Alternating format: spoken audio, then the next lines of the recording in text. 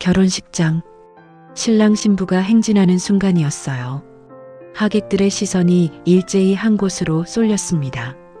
수군거림이 파도처럼 번졌어요. 저게 신랑이야? 저 덩치 좀 봐. 푸앗, 돼지가 턱시도를 입었네? 몸무게가 150kg는 넘겠는데? 그때였습니다. 혼주석에서 신부의 아버지가 자리를 박차고 일어섰어요. 이 결혼 당장 취소해! 식장 안이 완전히 조용해졌어요. 주례 선생님이 말을 멈췄고 하객들이 숨을 죽였습니다. 남자는 신랑을 똑바로 가리키며 말했어요.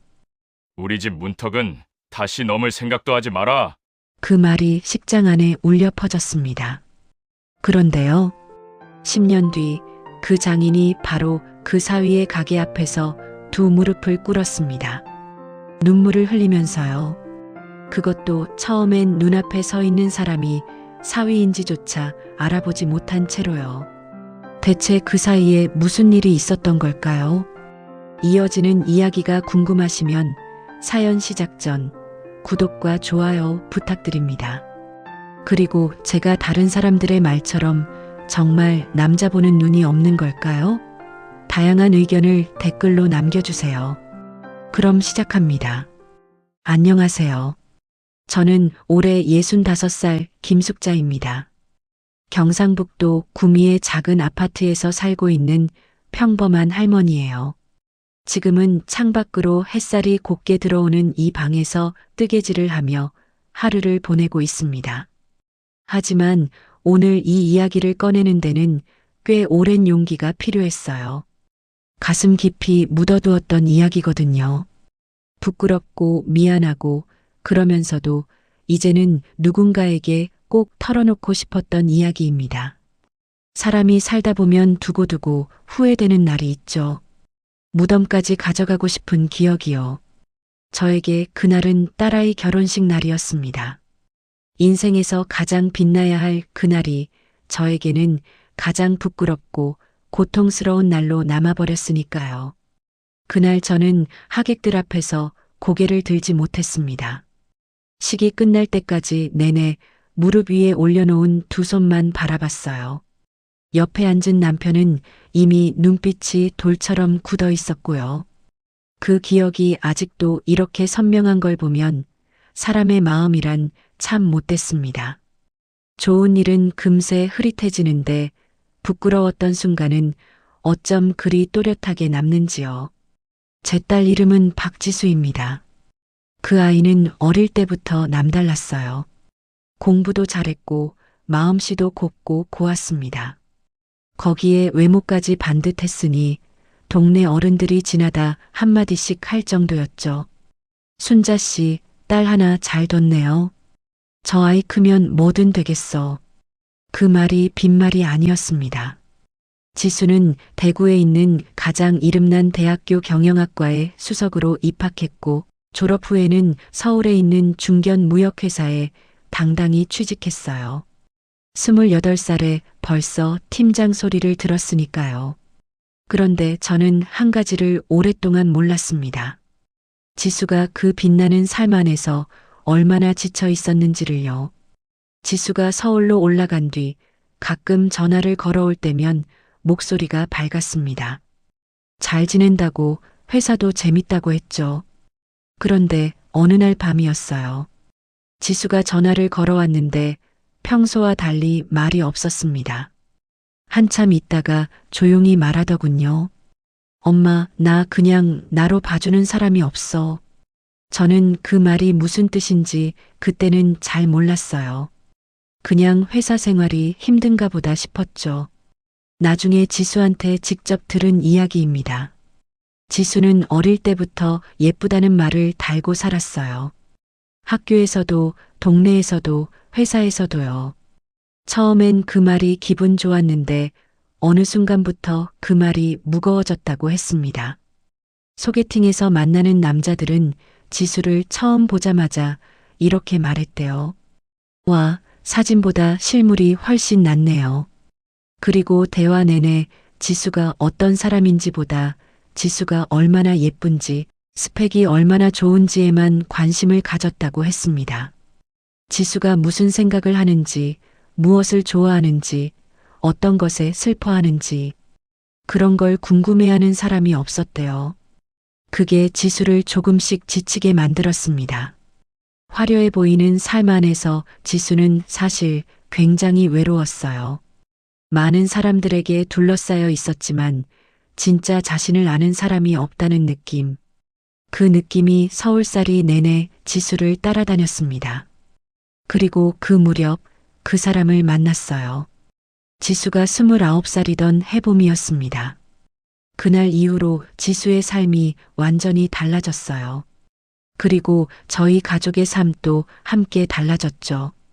그 사람의 이름은 최민수였습니다. 처음 그 이름을 들었을 때 저는 그냥 평범한 이름이구나 싶었어요. 그런데 지금은 그 이름을 들으면 가슴이 먹먹해집니다. 왜 그런지는 이야기를 다 들으시면 아실 거예요. 최민수, 그 사람은 31살이었습니다. 경기도 외곽의 작은 동네에서 나고 자랐어요. 부모님은 지수가 민수를 만나기 2년 전 두 분이 연달아 돌아가셨습니다. 아버지가 먼저 가셨고 어머니는 그 충격을 이기지 못하고 이듬해에 따라가셨죠. 민수 나이 29에 혼자 남겨진 겁니다. 부모님이 돌아가시고 나서 민수는 서울로 올라왔어요. 연고도 없었고 학벌도 없었습니다. 손으로 할 수 있는 일을 찾아다니다가 동네 정육점에 자리를 잡았어요. 새벽 4시에 일어나 고기를 손질하고 저녁 8시에 퇴근하는 생활을 홀로 반복하고 있었습니다. 그리고 한 가지가 더 있었어요. 민수는 태어날 때부터 체격이 컸습니다. 중학교 때 이미 키가 180을 넘었고 몸무게가 100kg를 넘었어요. 고등학교를 졸업할 즈음에는 150kg에 가까워졌습니다. 유전이었다고 했어요. 아버지도 덩치가 컸고 할아버지도 그랬다고 했죠. 덩치 때문에 어릴 때부터 시달렸습니다. 학교에서 놀림을 받았어요. 복도를 걸으면 아이들이 비켜섰고 급식줄에 서면 앞에 있던 아이가 자리를 피했습니다. 버스에 오르면 옆자리에 아무도 앉지 않았어요. 선생님도 별반 다르지 않았습니다. 체육 시간에 줄을 서면 선생님이 한마디 했죠. 최민수, 넌 뒤에 서라. 다른 애들 안 보인다. 그 말에 아이들이 웃었어요. 민수는 웃지 않았습니다. 그냥 뒤로 걸어갔죠. 그런 시간이 쌓이면서 민수는 말이 없어졌어요. 먼저 다가가지 않았고 먼저 말을 걸지 않았습니다. 상처받을 것을 알면서 기대를 품는 것보다 처음부터 기대하지 않는 것이 낫다는 걸 몸으로 배운 거였죠. 그런데 그 모든 것을 겪으면서도 민수가 잃지 않은 게 하나 있었어요. 사람을 미워하지 않는 마음이었습니다. 친구들이 놀려도 어른들이 무시해도 민수는 그 사람들을 원망하지 않았어요. 나중에 지수가 그 이유를 물었을 때 민수는 이렇게 답했습니다. 원망하면 내가 더 힘드니까요. 그리고 저도 제 모습이 불편하긴 했어요. 그 사람들이 나쁜 게 아니라 그냥 낯선 거라고 생각했습니다. 지수는 그 말을 듣고 한동안 말을 잇지 못했다고 했어요. 그 사람이었습니다. 외모로만 자신을 바라보는 세상에 지쳐있던 지수가 평생 외모 때문에 세상의 차가운 시선을 받아온 남자를 만난 거였어요. 운명이라는 말을 저는 그리 믿지 않습니다. 그런데 이 두 사람의 이야기를 들으면서 저는 그 말을 다시 생각하게 됐어요. 어쩌면 이 두 사람은 처음부터 서로를 위해 준비된 사람이었는지도 모르겠습니다. 그해 봄, 서울은 유난히 비가 잦았습니다. 4월 중순이었는데도 날씨가 쌀쌀했고 아침마다 하늘이 잔뜩 흐려 있었어요. 지수는 그날도 야근을 마치고 지하철역을 나섰습니다. 밤 11시가 넘은 시각이었어요. 그날 지수는 많이 지쳐 있었습니다. 단순히 몸이 피곤한 것만이 아니었어요. 그날 오후 팀 회의에서 남자 선배가 지수의 기획안을 두고 한마디를 했습니다. 지수 씨, 이거 내용보다 표지가 예쁘네. 역시 만드는 사람이 예쁘면 자료도 예쁘게 나와. 회의실에 웃음이 번졌어요. 지수도 웃었습니다. 웃을 수밖에 없었으니까요. 그런데 그 웃음이 얼마나 공허한 것인지 자리에 앉아 있는 내내 느꼈어요. 몇 날 며칠을 밤새워 만든 기획안이었는데 돌아온 건 예쁘다는 말이었습니다. 또 그 말이었어요. 지수는 지하철역 출구를 나서면서 우산을 펼쳤습니다. 빗줄기가 꽤 굵었어요. 역 앞 횡단보도 신호를 기다리는데 몸이 예상보다 훨씬 무거웠습니다. 요 며칠 제대로 자지 못한 데다 저녁도 거른 상태였어요. 신호가 바뀌었습니다. 지수가 발을 내디뎠어요. 그런데 두 걸음을 채 떼지 못했습니다. 갑자기 눈앞이 하얘지더니 다리에 힘이 빠졌어요. 그냥 피곤한 게 아니었습니다. 빈속에 과로가 겹치면서 순간적으로 어지럼증이 온 거였어요. 지수의 몸이 앞으로 기울었습니다. 도로 쪽으로요. 횡단보도 맞은편에서 차들이 신호를 기다리고 있었어요. 지수는 자신이 넘어지고 있다는 것을 알았지만 몸이 말을 듣지 않았습니다. 우산이 손에서 빠져나갔어요. 아, 이러면 안 되는데. 그 생각만 머릿속에 맴돌았죠. 그 순간이었습니다. 무언가 거대한 것이 지수의 몸을 옆에서 감쌌어요. 정확히는 두 팔이었습니다. 어마어마하게 큰 두 팔이 지수의 어깨와 등을 동시에 받쳐냈어요. 도로 쪽으로 쏠리던 몸이 반대 방향으로 당겨졌습니다. 지수는 차도가 아니라 인도 쪽 벽으로 등이 닿았어요. 넘어지지 않았습니다. 심장이 터질 것 같았어요. 숨을 고르며 고개를 들었습니다. 빗속에서 자신을 붙잡고 있는 사람이 보였어요. 거대한 남자였습니다. 키가 매우 컸고 몸집이 어마어마하게 컸어요. 우산도 없이 비를 맞고 있었는데 그 넓은 어깨가 지수 쪽으로 기울어져 있었습니다. 빗물이 남자의 얼굴을 타고 흘러내리고 있었어요. 괜찮으세요? 낮고 차분한 목소리였습니다. 지수는 말이 나오지 않았어요. 심장이 아직 쿵쾅거리고 있었고 다리가 떨렸습니다. 방금 자신이 도로 쪽으로 쓰러질 뻔했다는 사실이 뒤늦게 온몸으로 느껴졌어요. 차들이 신호를 받고 움직이기 시작하는 소리가 들렸습니다. 지수는 그 소리를 들으며 눈을 감았다가 떴어요. 남자는 지수가 중심을 잡은 것을 확인하고는 천천히 팔을 놓았습니다. 그리고 한 걸음 물러섰어요. 지수를 잡고 있는 것이 불편하게 느껴질까봐 배려하는 것 같았습니다. 많이 어지러우세요? 얼굴이 많이 창백해요. 지수는 그제야 그 남자의 얼굴을 제대로 봤습니다. 넓적하고 둥근 얼굴이었어요. 눈이 작았고 광대뼈가 붉어져 있었습니다. 잘생겼다고 하기는 어려운 인상이었죠. 그런데 그 눈빛이 이상했어요. 따뜻하면서도 조용한 눈빛이었습니다. 지수가 창피하지 않도록, 놀라지 않도록 배려하는 눈빛이었어요. 저 괜찮아요. 감사합니다. 지수가 겨우 말을 꺼냈습니다. 남자는 고개를 끄덕였어요. 그리고 쓰러진 우산을 주워 지수에게 건넸습니다. 비가 오는데도 자신은 우산을 받으려 하지 않았어요. 저쪽 편의점에서 잠깐 쉬시는 게 좋을 것 같아요. 안색이 많이 안 좋습니다. 그 말이었어요. 창피하다거나 조심하라거나 다음부터 잘 걸으라거나 하는 말이 아니었습니다. 그냥 걱정이었어요. 그것도 잘 보이려는 걱정이 아니라 진짜 걱정이었죠. 지수는 남자를 따라 편의점으로 들어갔습니다. 따뜻한 실내에 들어서니 몸이 조금 풀렸어요. 남자는 음료수 코너에서 이온 음료를 하나 집어 지수에게 건넸습니다. 드세요. 빈속이신 것 같아서요. 지수는 그 음료수를 받으면서 뭔가 이상하다는 걸 느꼈어요. 이 사람은 지수가 예쁘다거나 놀랐다거나 그런 말을 한 번도 하지 않았습니다. 그냥 처음부터 지수가 괜찮은지만 살폈어요.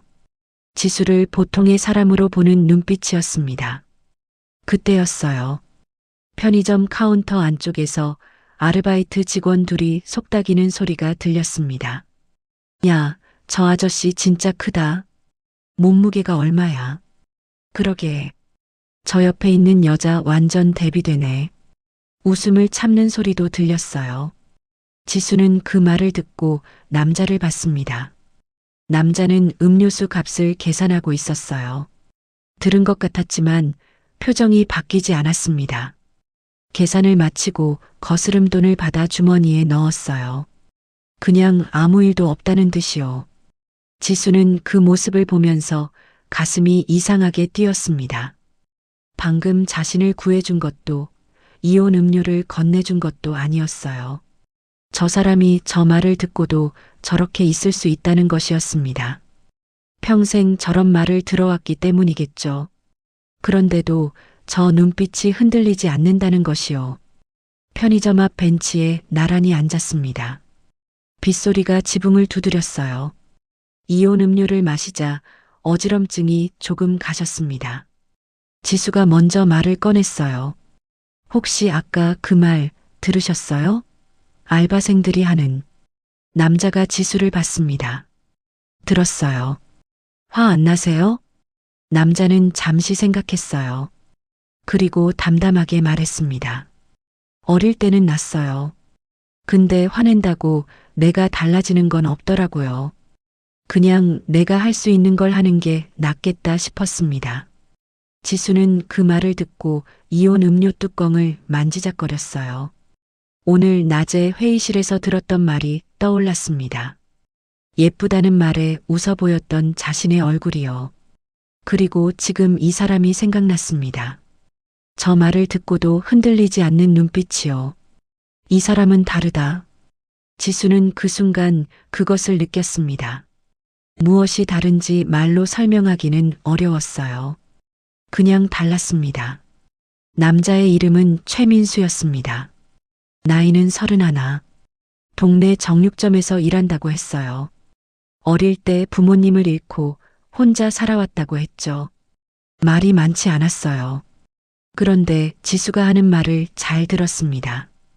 고개를 끄덕이거나 짧게 대꾸하거나 했는데 그게 진짜 듣고 있다는 느낌이었어요. 30분쯤 지났을 때 비가 조금 잦아들었습니다. 민수가 일어서며 말했어요. 이제 좀 괜찮으세요? 네, 덕분에요. 정말 감사해요. 민수는 고개를 끄덕였습니다.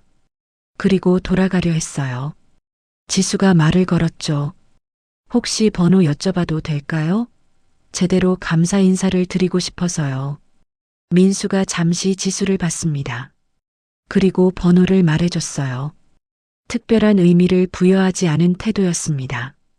그냥 물어보니까 알려주는 것뿐이었죠. 민수가 편의점을 나서서 빗속을 걸어갔어요. 우산도 없이요. 그 넓은 등이 빗속으로 멀어지는 걸 지수는 한참 바라봤습니다.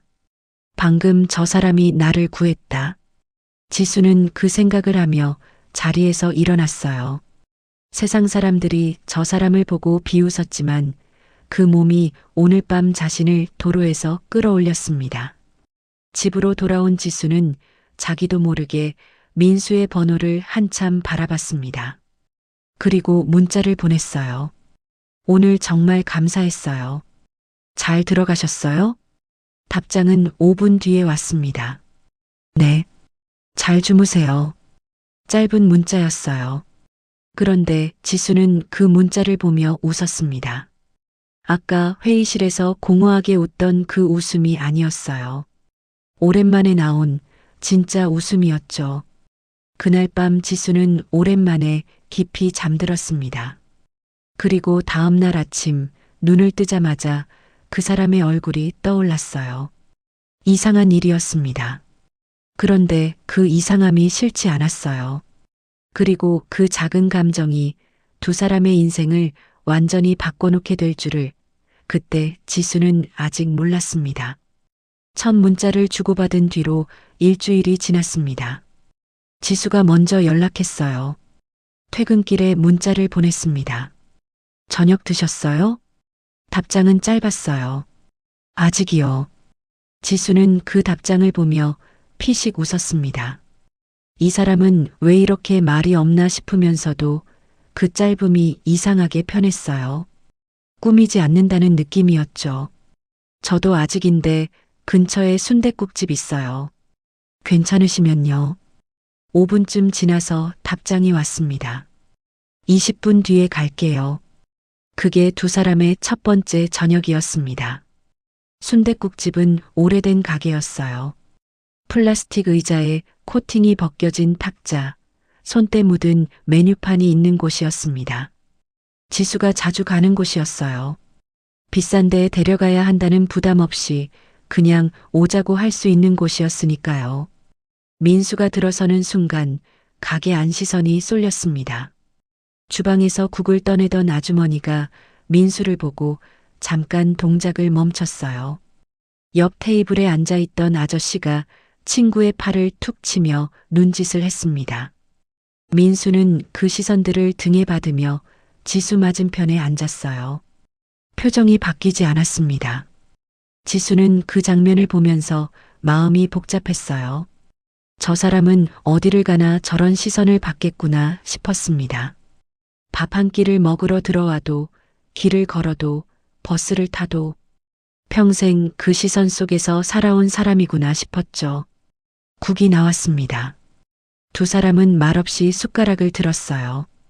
잠시 침묵이 흘렀는데 어색하지 않았습니다. 지수가 먼저 입을 열었어요.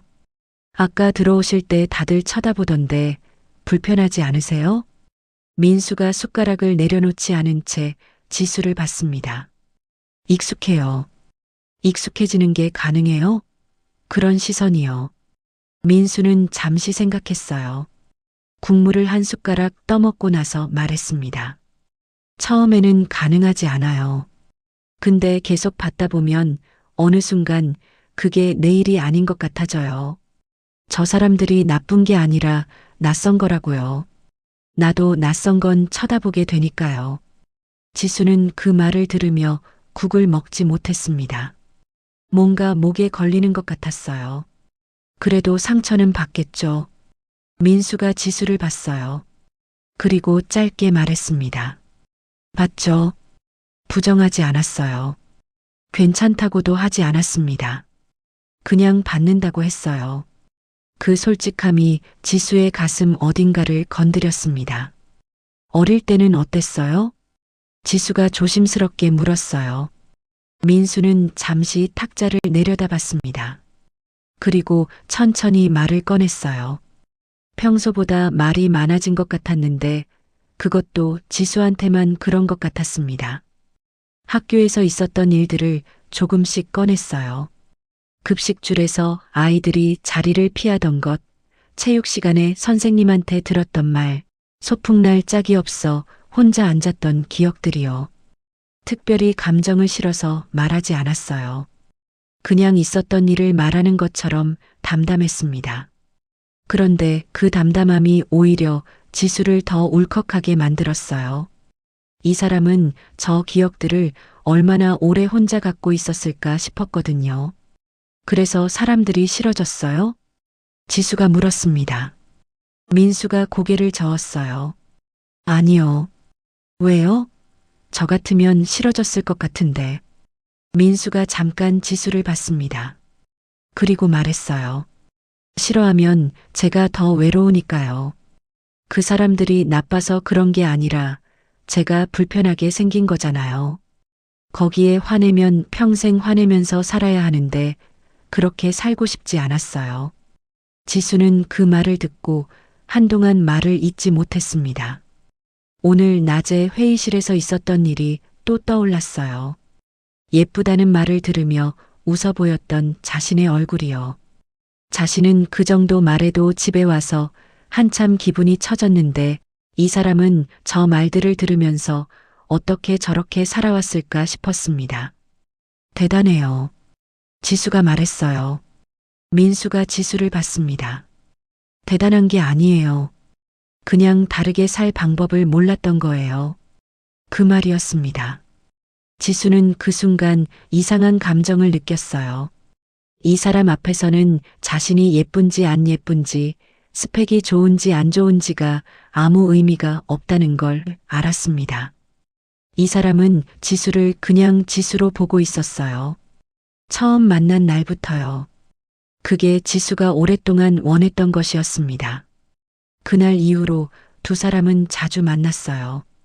특별한 곳을 가지는 않았습니다. 동네 식당에서 저녁을 먹거나 공원 벤치에 앉아 편의점 커피를 마시거나 퇴근길을 같이 걷거나 했죠. 민수는 화려한 곳을 모르는 사람이었어요. 그런데 지수는 그게 불편하지 않았습니다. 오히려 편했어요. 그런데 함께 다닐 때마다 시선은 어디서나 따라왔습니다. 지하철에서도 카페에서도 길을 걸을 때도요. 사람들이 민수를 보고 힐끗거렸어요. 지수를 보고 다시 민수를 보며 눈짓을 주고받는 사람도 있었습니다. 어떤 날은 뒤에서 수군거리는 소리가 들리기도 했어요. 저 여자는 왜 저 남자랑 같이 다니지? 키도 크고 예쁜데 취향이 특이하네. 지수는 그 말들이 들릴 때마다 민수를 봤습니다. 민수는 그런 날이면 조용히 화제를 바꿨어요. 들은 척을 하지 않았습니다. 지수가 신경 쓰일까봐 배려하는 거라는 걸 알았어요. 어느 날 저녁이었습니다. 두 사람이 공원 벤치에 앉아 있는데 옆을 지나가던 중년 남자가 대놓고 한마디를 했어요. 어이구, 저 커플 좀 봐. 미녀와 야수네, 야수. 그리고 혼자 킥킥거리며 지나갔습니다. 지수는 얼굴이 달아올랐어요. 민수를 봤습니다.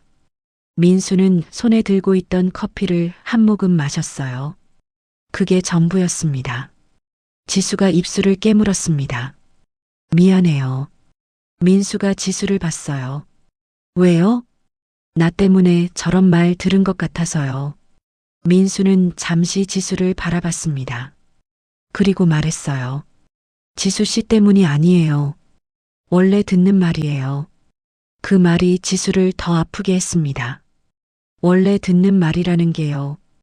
이 사람이 살아온 시간이 얼마나 그런 말들로 가득했을지가 느껴져서요. 화 안 나요? 진짜로요. 민수가 잠깐 생각했습니다. 나는데요. 처음으로 그 말을 했어요. 지수가 눈을 크게 떴습니다. 그런데요. 민수가 벤치 아래를 내려다봤어요. 그리고 천천히 말했습니다. 화는 당연히 나죠. 나도 사람인데 화나는 게 당연한 거니까요. 근데 그 화를 저 사람한테 쏟으면 저 사람도 나도 다 기분 나빠지잖아요. 남이 뭐라 해도 내가 어떤 사람인지는 내가 잘 알고 있으니까요. 지수는 그 말을 듣고 한동안 아무 말도 하지 못했습니다. 남이 뭐라 해도 내가 어떤 사람인지는 내가 잘 알고 있으니까.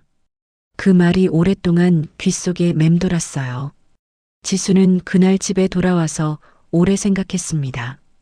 자신이 왜 이 사람을 계속 만나고 싶은지에 대해서요. 예쁘다는 말이 지겨웠던 지수에게 한 번도 예쁘다고 말하지 않는 사람이었습니다. 스펙을 먼저 보는 세상에서 지수가 무슨 생각을 하는지를 먼저 궁금해하는 사람이었어요.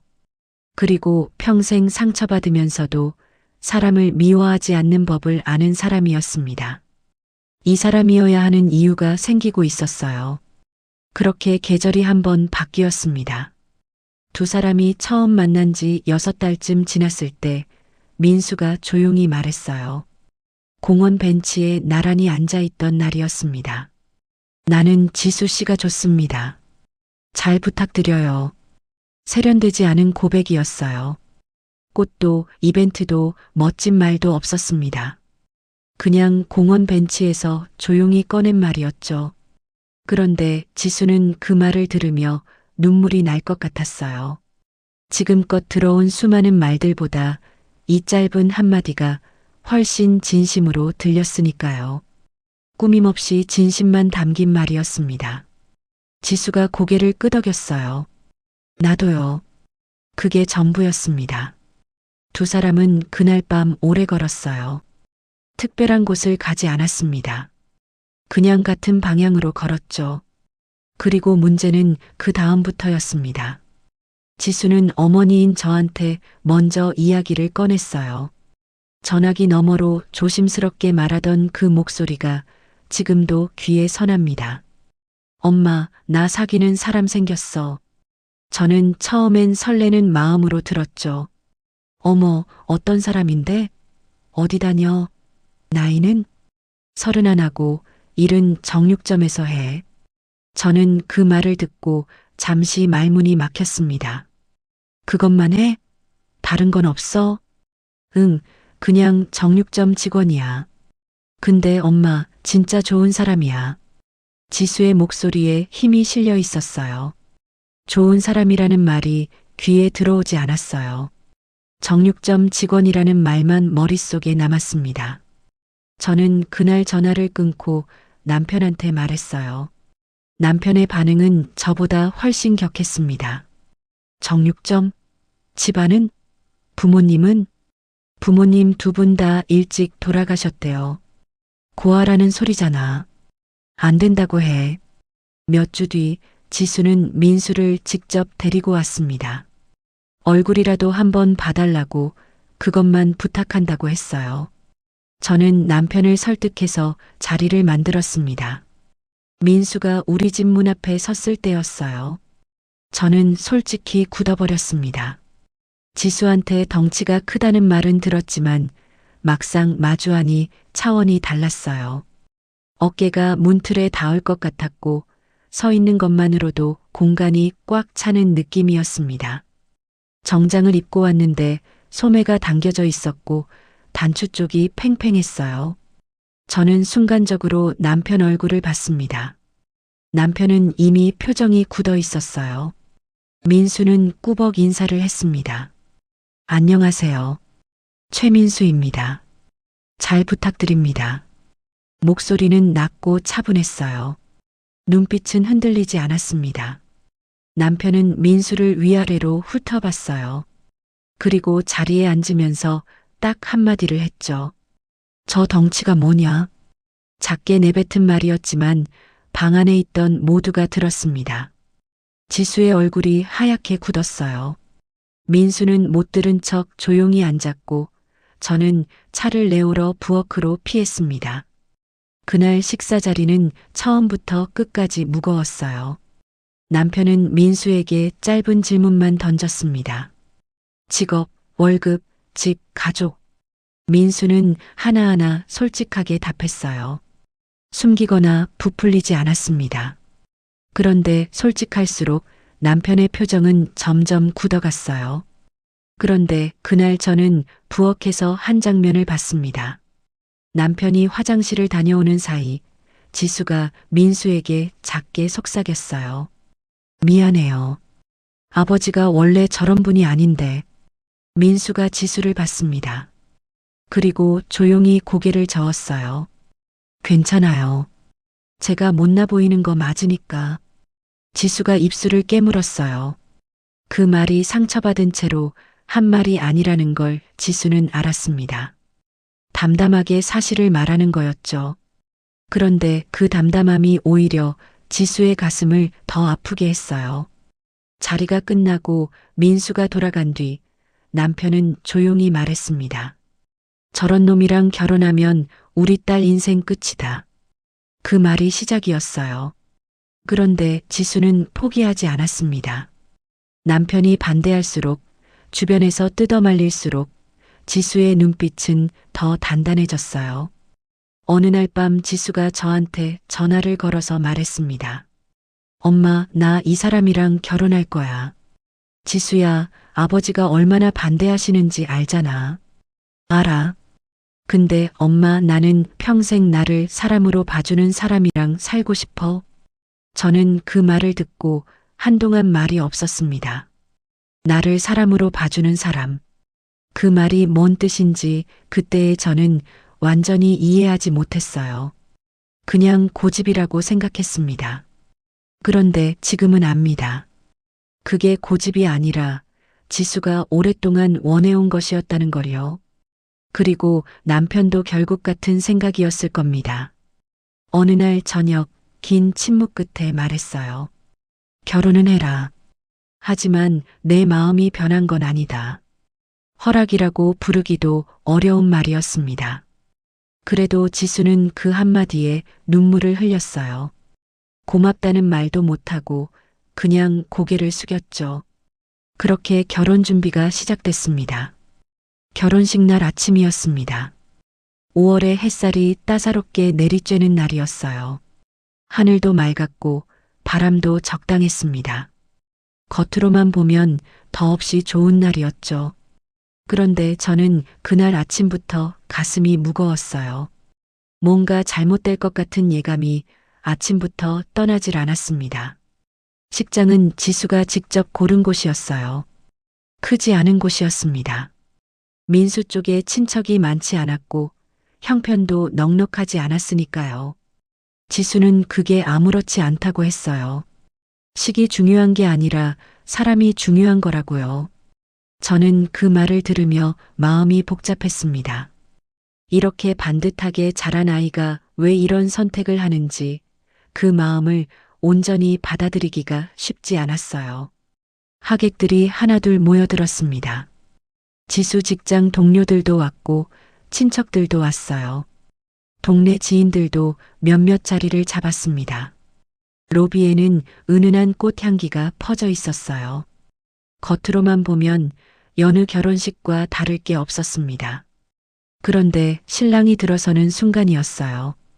민수는 흰 턱시도를 입고 있었습니다. 정성껏 차려입은 모습이었어요.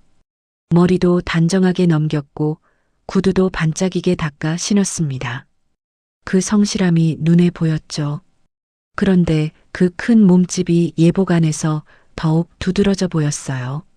어깨 선이 팽팽했고 상체가 예복을 꽉 채웠습니다. 수군거림이 시작됐습니다. 처음에는 작은 소리였어요. 그런데 그것이 파도처럼 번졌습니다.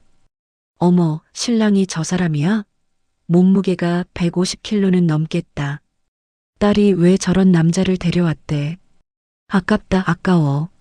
저러면 건강에도 안 좋은 거 아니야? 나이 들면 어떻게 하려고. 뒷줄에서는 더 노골적인 말도 들렸어요. 신부가 워낙 예쁘니까 더 눈에 띄네. 저 둘이 같이 있으니까 더 이상해 보여. 저는 그 말들을 들으며 고개를 들 수가 없었습니다. 무릎 위에 올려놓은 두 손이 땀으로 젖어 있었어요. 남편은 양쪽 턱 근육이 실룩거릴 정도로 이를 악물고 있었죠. 지수 직장 동료 중 한 명이 옆 사람에게 속삭이는 소리가 들렸습니다. 지수 씨가 저 사람이랑 진짜 결혼하는 거야? 우리 팀에서 제일 예쁜 앤데. 남자들이 얼마나 줄을 섰는데. 그 괜찮은 사람들 다 거절하더니 남자 보는 눈이 진짜 독특했나 봐. 서로 킥킥대고 웃으며 이야기했죠. 저는 그 웃음소리가 귀에 박혔습니다. 지금도 그 소리가 생생해요. 단상 위에서 민수는 서 있었습니다. 하객들의 시선이 자신에게 쏠려 있다는 걸 모를 리 없었어요. 수군거리는 소리가 들리지 않을 리 없었습니다. 그런데 민수는 흔들리지 않았어요. 어깨가 꼿꼿했고 시선이 흔들리지 않았습니다. 그 자리에서 할 수 있는 최선을 다해 서 있었어요. 지수가 입장했습니다. 웨딩드레스를 입은 지수는 눈부셨어요. 하객들의 시선이 잠깐 지수에게로 옮겨갔다가 다시 민수에게로 향했습니다. 그리고 또 수군거림이 시작됐어요. 지수는 그 소리를 들으면서도 고개를 들었습니다. 시선을 앞으로 고정한 채 단상 위에 서 있는 민수만 바라봤어요. 민수도 지수를 봤습니다. 두 사람의 눈이 마주쳤어요. 그 순간만큼은 식장 안의 소리가 다 사라지는 것 같았습니다. 주례 선생님의 말씀이 시작됐어요. 저는 그 말이 하나도 귀에 들어오지 않았습니다. 자꾸만 주변 하객들의 표정이 눈에 들어왔어요. 고개를 옆으로 돌려 무언가를 속삭이는 사람들, 입술을 삐죽거리는 사람들. 친척 중 한 명이 저한테 몸을 기울여 낮은 목소리로 말했습니다. 언니, 진짜 저 사람이랑 결혼하는 거야? 지수가 얼마나 잘난 앤데. 저러다 나중에 후회하면 어떡해. 저는 아무 말도 하지 못했어요. 그냥 앞만 봤습니다. 그때였어요. 남편이 자리에서 일어섰습니다. 저는 심장이 철렁 내려앉았어요. 남편의 옷소매를 잡으려 했지만 이미 늦었습니다. 남편이 자리에서 완전히 일어선 뒤였어요. 잠깐만요. 남편의 목소리가 식장 안에 울려 퍼졌습니다. 주례 선생님이 말을 멈췄어요. 하객들이 일제히 남편 쪽을 바라봤죠. 식장 안이 순식간에 조용해졌습니다. 단상 위에 서 있던 지수의 얼굴이 하얗게 변했어요. 이 결혼, 저는 인정하지 못합니다. 남편의 목소리가 떨렸습니다. 분노인지 슬픔인지 저도 구분이 안 될 정도였어요. 식장 안에 아무도 말을 하지 않았습니다. 숨소리도 들릴 것 같은 정적이었어요. 남편은 민수를 똑바로 바라보며 말을 이었습니다. 우리 딸이 얼마나 고생해서 여기까지 왔는지 알아요? 저 아이가 얼마나 반듯하게 자랐는지. 당신 같은 사람한테 줄 딸이 아니에요. 민수는 자리에 서서 남편을 바라봤어요. 표정이 흔들리지 않았습니다. 눈을 피하지도 맞받아치지도 않았어요. 그냥 조용히 남편의 말을 받고 있었죠. 그 침묵이 오히려 남편을 더 자극했습니다. 할 말이 없어요? 지금 이 상황에서 저렇게 서 있어요? 민수가 천천히 입을 열었습니다. 장인어른이 걱정하시는 거 압니다. 저도 부족한 사람이라는 거 알아요. 근데 지수 씨 평생 행복하게 해주는 것만큼은 약속드릴 수 있습니다. 식장 안에 또 정적이 흘렀습니다. 그때 지수가 움직였어요. 드레스 자락을 잡고 아버지 앞으로 걸어갔습니다.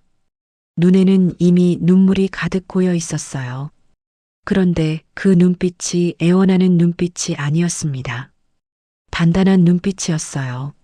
아버지, 남편이 딸을 봤습니다. 저 이 사람이랑 결혼할 거예요. 지수야. 아버지, 저 평생 나를 사람으로 봐준 남자가 이 사람이에요. 돈도 없고 집안도 없고 외모도 남들이 비웃는 사람인 거 알아요. 근데 아버지, 그게 전부가 아니잖아요.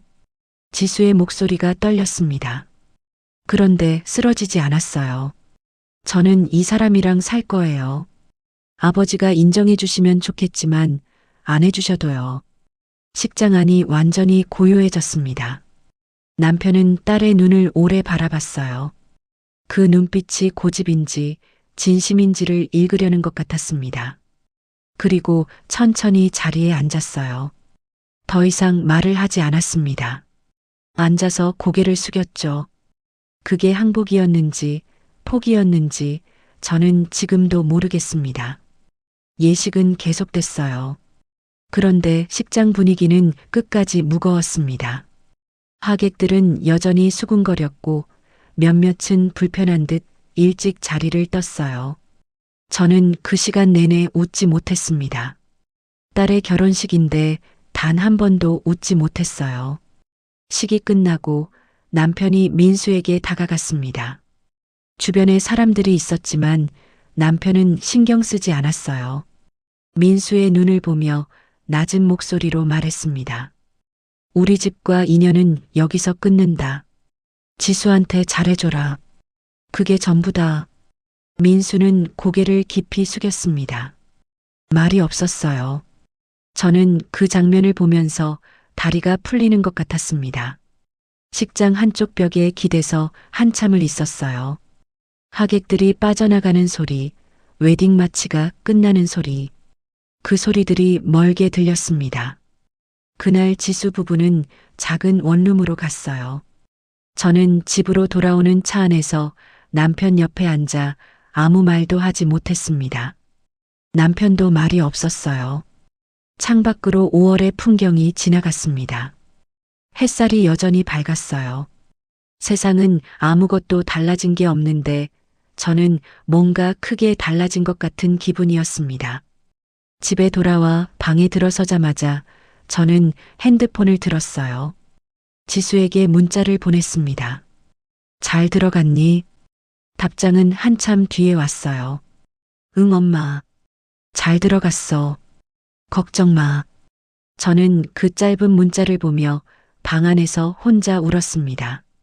딸이 잘 들어갔다는데 왜 이렇게 가슴이 무너지는 건지, 내가 잘못한 건지, 딸이 잘못한 건지, 남편이 잘못한 건지, 그 밤엔 아무것도 알 수가 없었어요. 그냥 울었습니다.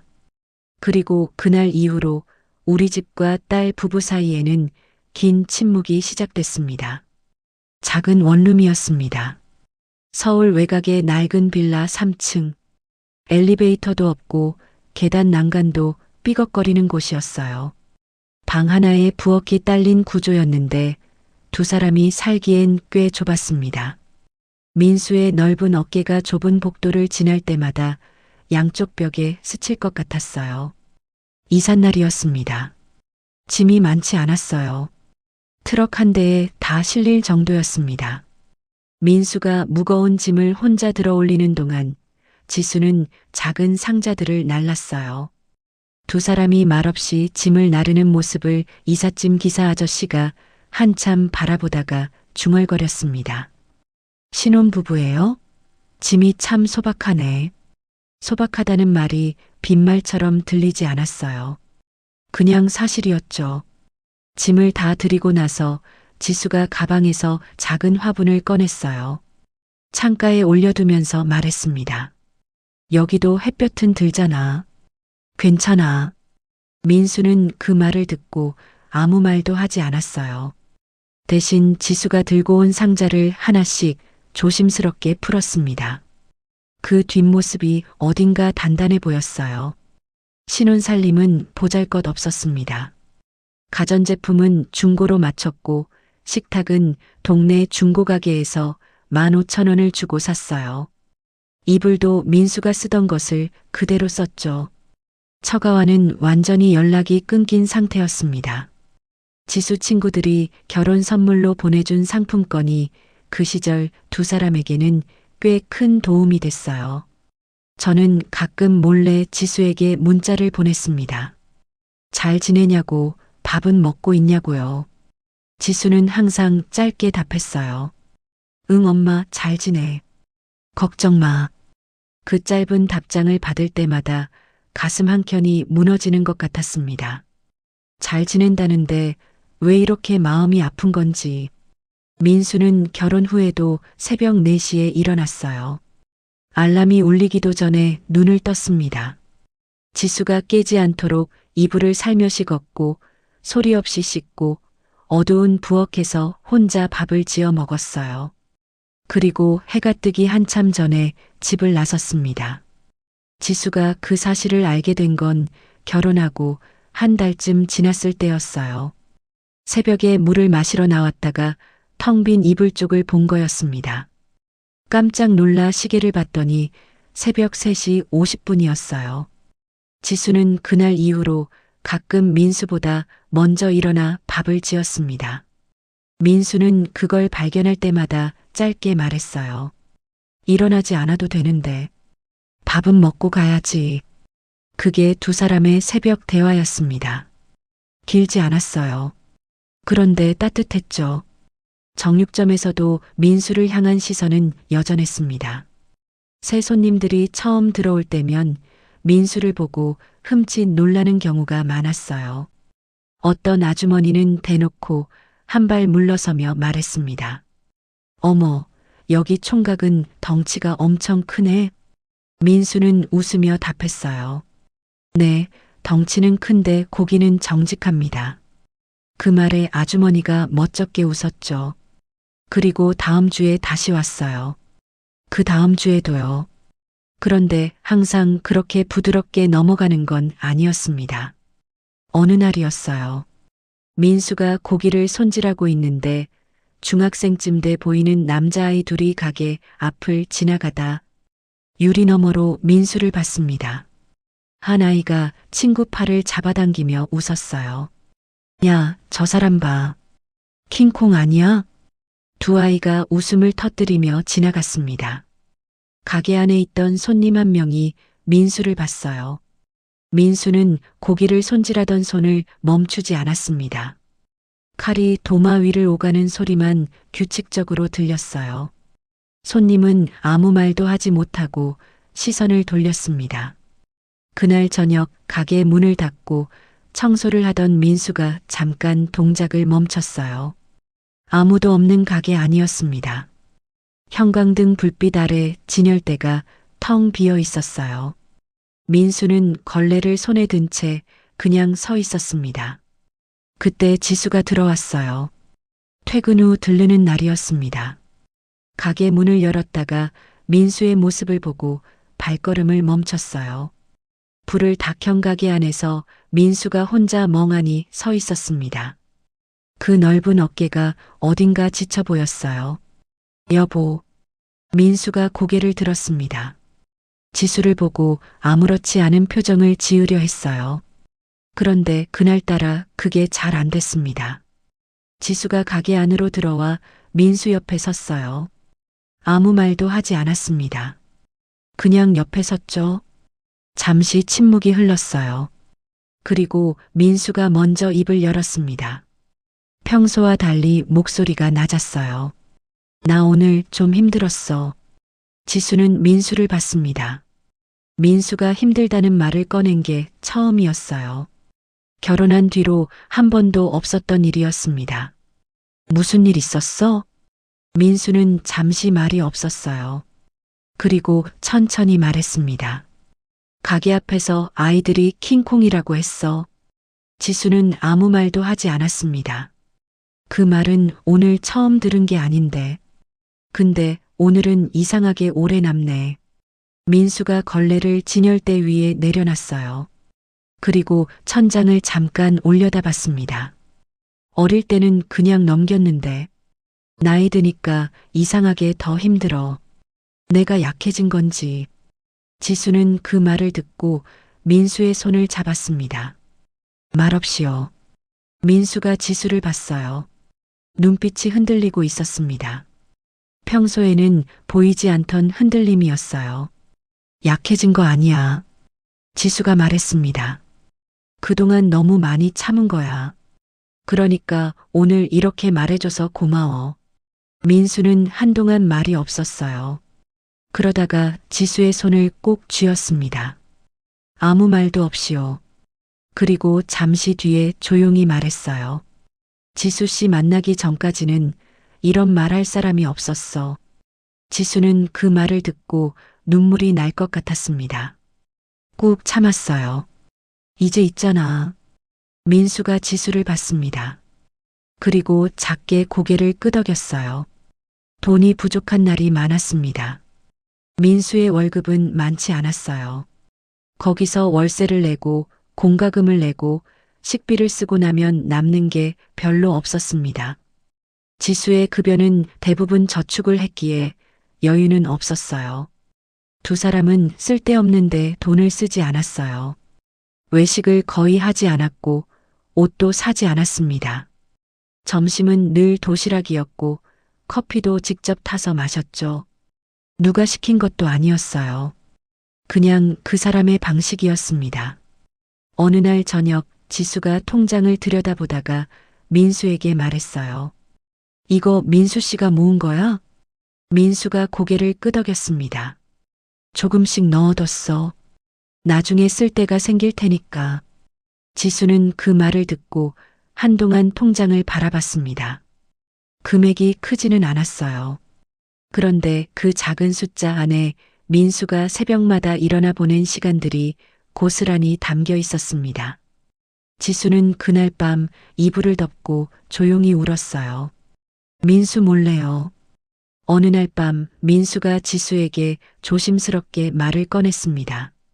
나 가게 하나 해보고 싶어. 지수는 잠시 민수를 바라봤어요. 그리고 천천히 고개를 끄덕였습니다. 얼마나 모았어?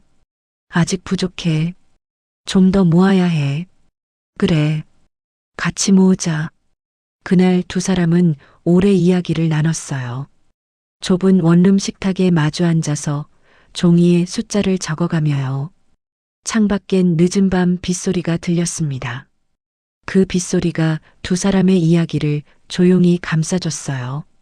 그게 모든 것이 바뀌기 시작한 밤이었습니다. 가게를 얻은 건 결혼한 지 3년째 되던 해 가을이었습니다. 서울 외곽의 주택가 골목 아니었어요. 큰 도로에서 한 블록 들어간 자리였는데 건물이 낡았고 간판도 없었습니다. 임대료가 저렴한 이유가 있었죠. 유동인구가 많지 않았고 주변에 이미 대형마트가 하나 있었으니까요. 부동산 사장님이 솔직하게 말했어요. 여기서 정육점 하려고요? 솔직히 말씀드리면 쉽지 않을 거예요. 앞에 마트 있고 골목 아니라 사람들이 잘 모르거든요. 민수는 그 말을 듣고도 계약서에 도장을 찍었습니다. 지수가 옆에서 지켜봤어요. 떨리지 않느냐고 묻고 싶었지만 묻지 않았습니다. 민수의 손이 흔들리지 않는다는 걸 알았으니까요. 가게 이름은 둘이 같이 정했어요. 민수가 먼저 말했습니다. 그냥 정직하게 하자. 이름도 정직하게. 그래서 간판에는 딱 두 글자만 적었어요. 정직이었습니다.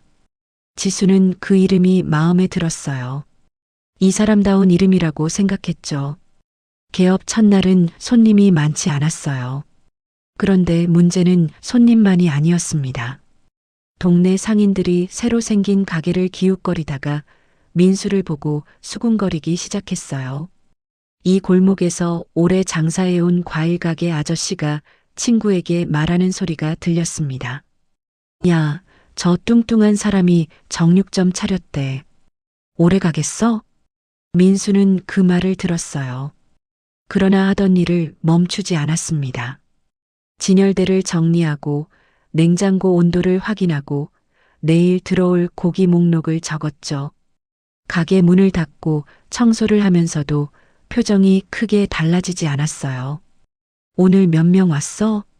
지수가 퇴근 후 들르며 물었습니다. 3명. 그래도 첫날인데 괜찮아. 민수는 고개를 끄덕였어요. 그리고 냉장고 안을 다시 정리하기 시작했습니다. 내일을 준비하는 손이었죠. 민수는 고기를 다루는 방식이 남달랐어요. 정육점 직원으로 수년을 일하면서 몸에 밴 것들이 있었습니다.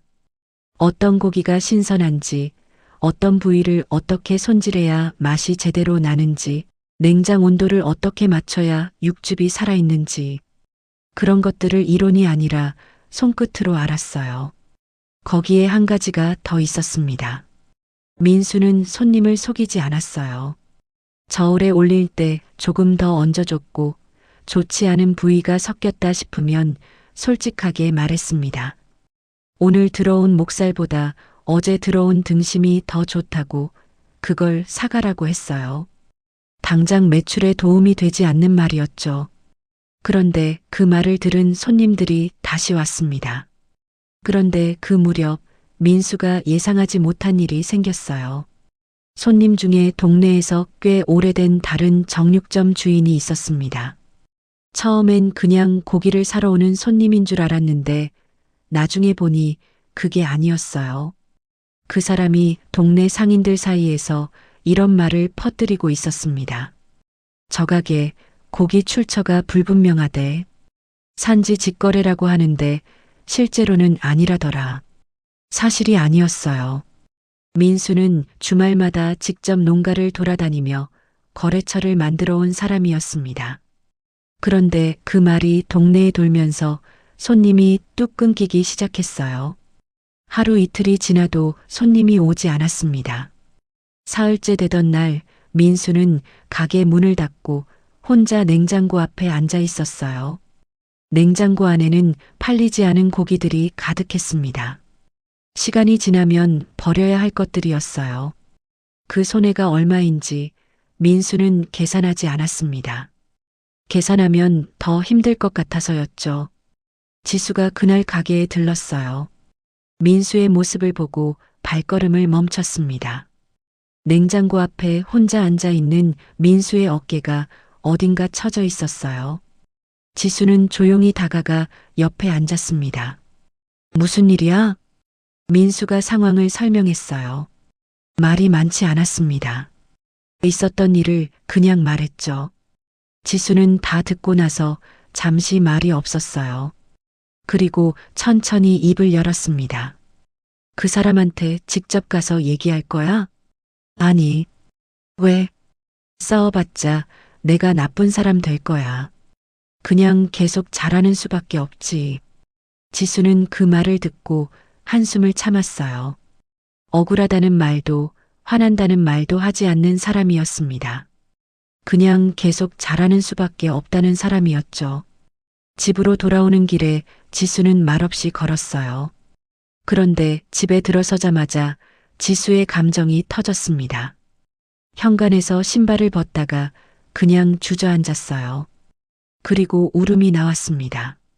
소리 없이 울다가 결국 소리가 났어요. 민수가 놀라서 다가왔습니다. 왜 그래? 어디 아파? 지수가 고개를 저었어요.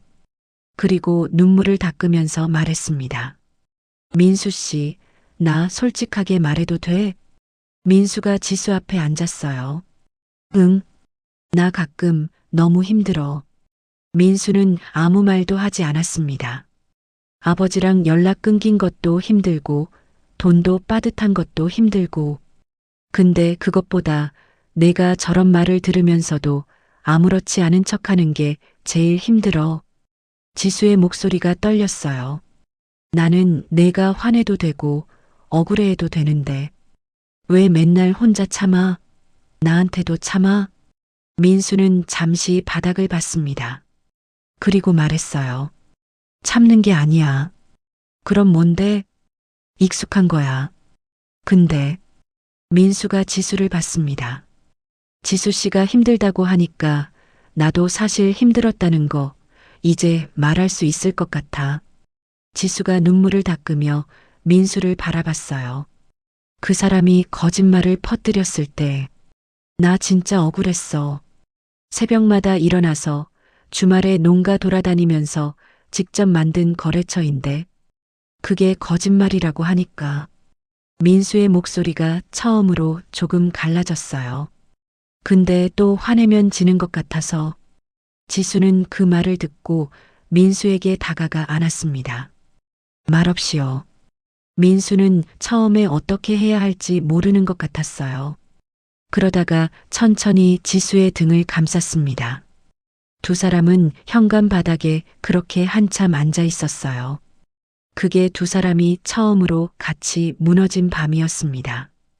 그리고 같이 무너지고 나서야 두 사람은 더 단단해졌어요. 다음 날에도 민수는 달라지지 않았습니다. 여전히 새벽 4시에 일어났고 여전히 정직하게 장사했어요. 그리고 일주일쯤 지났을 때 단골 아주머니 한 분이 가게에 들어서면서 이렇게 말했습니다. 여기 고기 진짜 맛있다고 우리 아파트 단톡방에 올렸어요. 곧 사람들 올 거예요. 그날 오후부터 손님이 눈에 띄게 늘었어요. 거짓 소문은 흐지부지 됐습니다. 직접 먹어본 사람들이 더 많아졌으니까요. 입소문이란 게 그런 거였어요. 한 명이 10명을 불러왔고 10명이 또 10명을 불러왔습니다. 가게가 바빠지면서 민수의 하루는 더 길어졌어요. 새벽 4시에 일어나 가게 문을 열고 고기를 손질하고 손님을 받고 저녁엔 다음 날 준비까지 했습니다. 밥 먹는 시간이 점점 줄었어요. 끼니를 거르는 날이 생겼고 먹더라도 서서 대충 먹는 날이 많았습니다. 지수가 그 사실을 알게 된 건 가게를 연 지 2달쯤 지났을 때였어요. 민수가 세탁물을 정리하다가 바지를 집어들었는데 허리춤이 헐렁하게 남았습니다. 지수가 눈을 크게 떴어요. 여보, 이 바지 원래 이렇게 컸어? 민수는 바지를 내려다봤습니다. 그리고 아무렇지 않게 말했어요. 요즘 밥을 좀 못 먹었나 봐. 지수는 그 말을 듣고 말없이 민수를 바라봤습니다. 결혼식 날 예복 솔기가 터질 듯 팽팽했던 그 몸이 떠올랐어요. 하객들이 수군거리던 그 몸이요. 그리고 지금 이 헐렁한 바지가 눈앞에 있었습니다. 지수는 그날 밤 일찍 잠자리에 들었어요. 민수 몰래 눈물을 닦으면서요. 그 뒤로 지수는 가게에 도시락을 가져다 놓기 시작했습니다. 민수가 챙겨 먹든 안 먹든 매일 가져다 뒀어요. 민수는 그게 고마웠는지 도시락통은 항상 깨끗이 비워져 있었습니다. 그러나 가게가 바빠질수록 민수의 몸은 계속 달라졌어요. 가게가 자리를 잡으면서 민수는 조금씩 더 넓은 그림을 그렸습니다. 좋은 고기를 꾸준히 들여오려면 산지와 직접 거래를 해야 한다는 걸 알았어요. 민수는 주말마다 축산 농가를 직접 찾아다녔습니다. 충남, 경북, 전북. 좋은 고기를 키우는 농가라면 거리를 가리지 않았어요. 주말도 없이 움직이다 보니 밥 먹을 시간은 더 줄었습니다.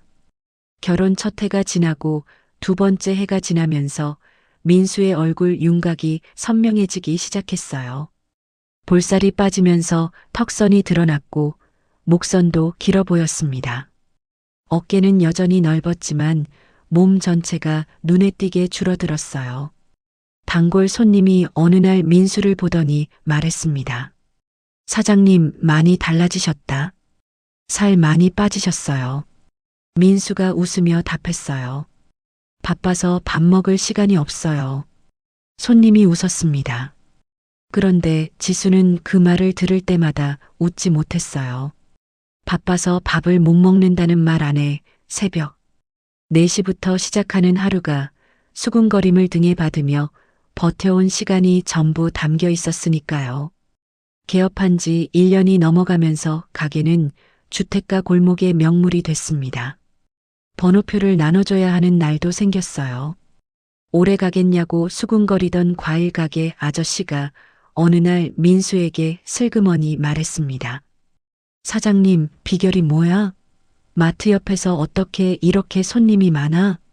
민수가 짧게 답했어요. 정직하게 팔았어요.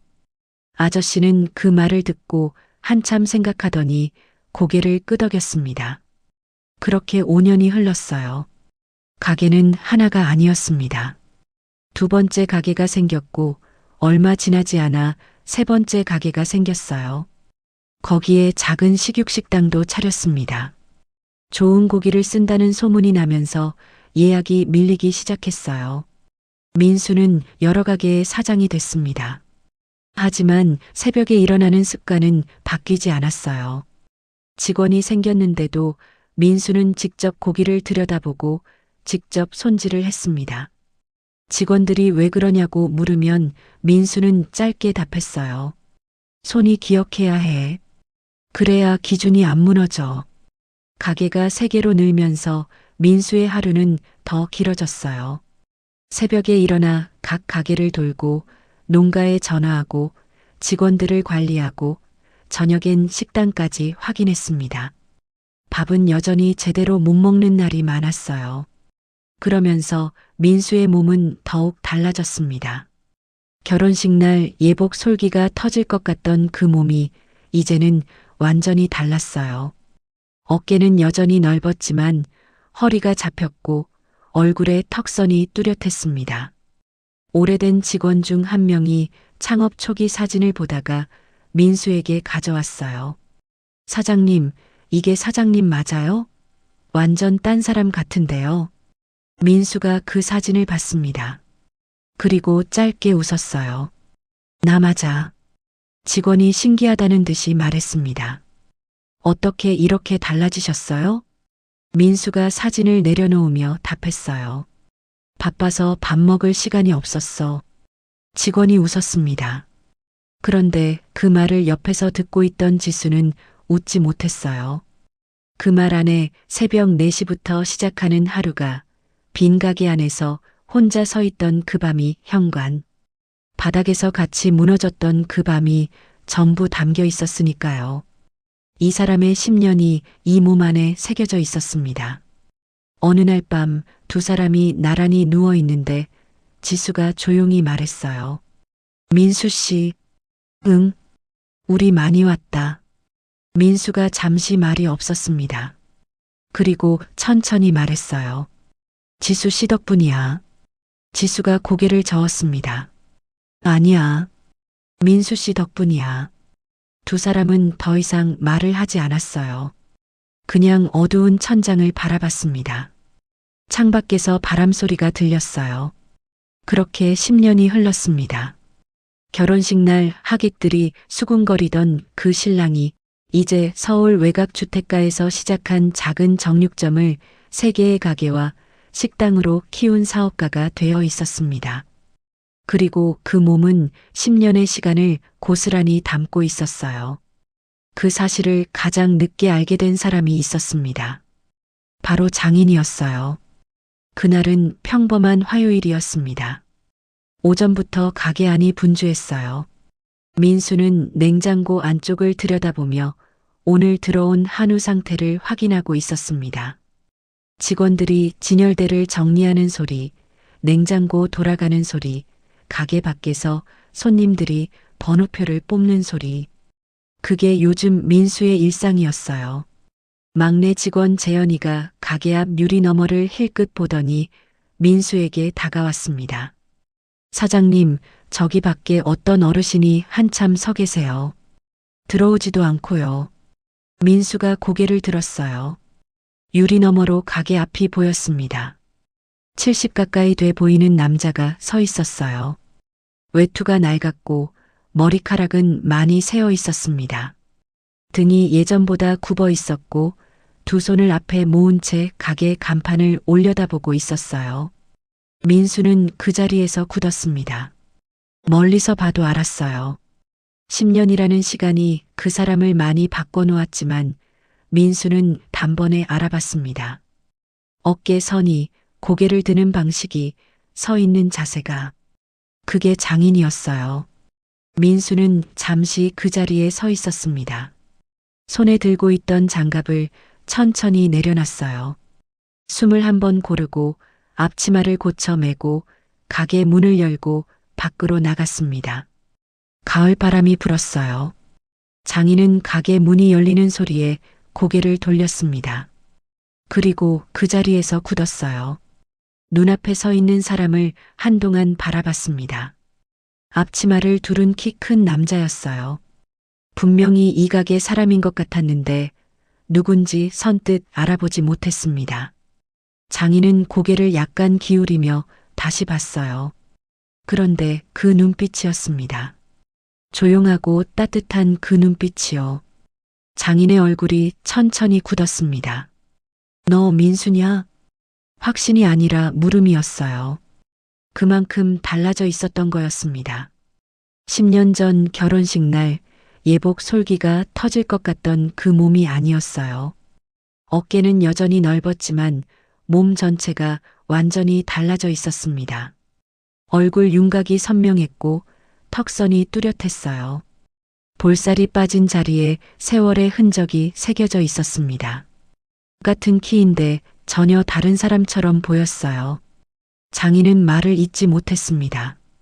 돼지 같다고 했던 그 사람이 눈앞에 서 있었어요.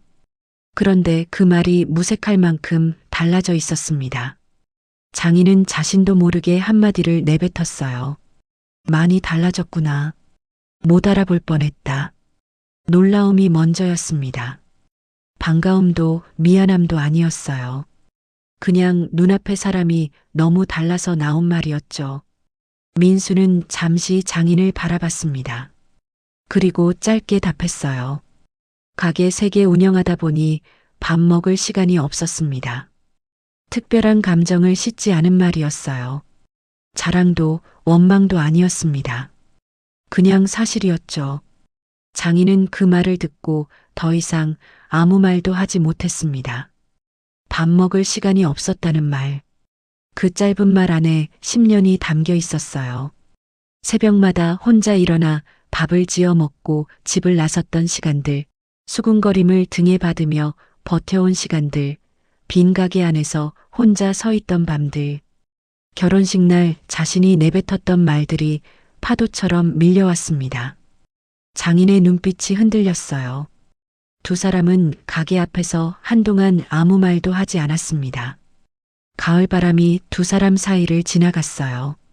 지나가던 사람들이 힐끗거렸지만 두 사람은 그것을 느끼지 못했습니다.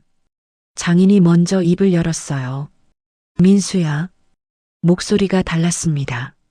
10년 전 결혼식 날 고함치던 그 목소리가 아니었어요. 기운이 빠진, 오랫동안 잠을 못 잔 사람의 목소리였습니다. 나 할 말이 있어서 왔다. 민수는 말없이 장인을 바라봤습니다. 장인의 눈가에 주름이 많이 늘어 있었어요. 볼도 많이 꺼져 있었고 손등에는 검버섯이 피어 있었습니다. 10년 전 결혼식 날 자리에서 벌떡 일어나 고함치던 그 기세 넘치던 사람이 맞나 싶을 정도였어요. 그런데 민수는 장인을 바라보면서 갑자기 이상한 감정을 느꼈습니다. 화가 날 줄 알았어요. 오랫동안 이 사람을 다시 마주치면 어떤 감정이 들지 생각해 본 적이 있었거든요. 섭섭함이 올라올 줄 알았고 억울함이 올라올 줄 알았습니다. 그런데 막상 눈앞에 선 장인을 보니 그 감정들이 나오지 않았어요. 그냥 늙어버린 사람이 서 있었습니다. 민수는 천천히 말했어요. 들어오세요. 장인은 잠시 멈칫했습니다. 그리고 가게 안으로 들어섰어요. 가게를 둘러봤습니다. 깔끔하게 정돈된 진열대, 반듯하게 세워진 가격표, 부지런히 움직이는 직원들, 그리고 가게 한쪽 벽에 붙어 있는 작은 액자. 거기엔 딱 한 문장이 쓰여 있었습니다. 손이 정직하면 장사도 정직합니다. 장인은 그 문장 앞에서 한동안 발걸음을 멈췄어요. 그 문장을 읽고 또 읽었습니다. 표정이 복잡하게 변했어요. 재현이가 얼른 의자를 가져다 놨습니다. 민수는 장인에게 앉으라고 했고 장인은 조용히 앉았어요. 따뜻한 물 한 잔이 나왔습니다. 장인은 그 물잔을 두 손으로 감쌌어요. 손이 떨리고 있었습니다. 민수는 그 맞은편에 앉았습니다. 말씀하세요. 짧은 한마디였어요. 그런데 그 말 안에 많은 것이 담겨 있었습니다. 듣겠다는 말이었고 여기까지 왔으니 다 털어놓으라는 말이기도 했죠. 장인은 물잔을 내려다보며 천천히 입을 열었어요. 자네 장모가 많이 아프다. 그 말이 먼저였습니다. 빚 이야기도 사업 이야기도 아니었어요. 장모가 2달 전부터 몸져 누웠다고 했습니다. 밥을 먹지 못하고 있다고 했어요. 병원에서는 기력이 많이 떨어졌다고 했고 스트레스를 줄이고 마음이 편안해져야 한다고 했습니다. 장모가 자리에 누운 뒤로 가끔 지수 이름을 불렀다고 했어요. 자는 줄 알았는데 눈을 감은 채 지수야 하고 부르더라고 했습니다. 장인은 그 장면을 보면서 더 이상 버틸 수가 없었던 거였어요. 지수 얼굴이라도 보면 나을 것 같아서 왔다. 장인의 목소리가 낮아졌습니다. 그게 먼저였어. 그게 먼저인데. 장인이 물잔을 내려놨어요. 그리고 잠시 말을 멈췄습니다. 뭔가를 결심하는 것 같았어요. 솔직하게 말해야겠다. 사업이 망했어. 빚도 있고 집도 잃게 생겼어. 민수는 말이 없었습니다. 이걸 말하려고 온 건 아닌데 숨기면 안 될 것 같아서. 장인이 고개를 들었어요. 그리고 민수를 똑바로 바라봤습니다. 그 눈빛이 떨리고 있었어요. 염치 없다는 거 안다. 10년 동안 연락 한 번 없었던 사람이 이제 와서 이런 말하는 거 나도 알아. 근데 장인의 목소리가 갈라졌어요. 너한테는 제대로 말하고 싶었어. 다른 사람도 아니고 내가 모질게 했던 사람이니까. 와서 뭔가를 받아내려는 게 아니야. 그냥 내가 잘못했다는 걸 말하고 싶었어. 방 안에 침묵이 흘렀습니다. 민수는 아무 말도 하지 않았어요. 물잔을 손에 쥔 채 장인을 바라봤습니다. 표정을 읽기가 어려웠어요. 화가 난 건지, 놀란 건지, 아니면 다른 무언가인지. 가게 밖에서 직원들이 움직이는 소리가 들렸습니다. 손님들이 번호를 부르는 소리도 들렸어요. 장인은 민수의 침묵을 버티지 못했습니다. 민수야, 내가 큰 죄를 지었다. 목소리가 떨렸습니다. 결혼식 날 그러지 말았어야 했는데 내 앞에서 그런 말을 했던 것 두고두고 후회했다. 근데 자존심이 앞서서 먼저 연락을 못했어. 그게 나쁜 거라는 거 알면서도. 장인의 눈에서 눈물이 흘러내렸습니다. 자존심 강하기로 유명한 사람이었어요. 딸 결혼식 날 수백 명 앞에서 고함을 치면서도 물러서지 않던 사람이었습니다. 그 사람이 지금 사위 앞에 고개를 숙이고 눈물을 흘리며 사과하고 있었죠. 재현이가 가게 안쪽에서 유리에 코를 박고 내다보다가 얼른 시선을 돌렸습니다. 지나가던 손님 한 명이 문을 열다가 그 장면을 보고 조용히 문을 닫았어요. 민수는 자리에서 일어났습니다. 그리고 천천히 장인 앞에 섰어요. 잠시 내려다봤습니다.